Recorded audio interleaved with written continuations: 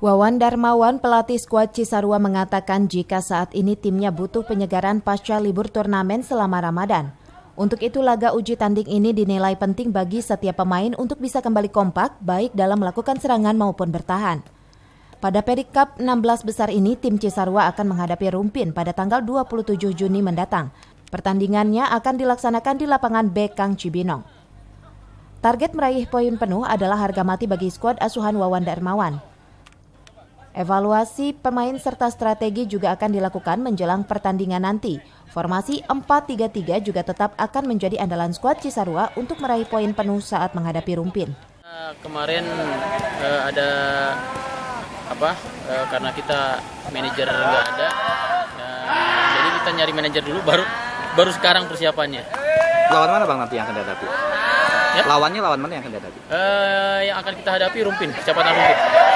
Ada nggak bang strategi nanti untuk menghadapi kecepatan Rumpin? Ya mungkin strategi sama aja di babak penyisihan kemarin aja. Rencana main kapan bang? Main tanggal 27. Dari Pakansari, Cevi Alfi Adrian melaporkan.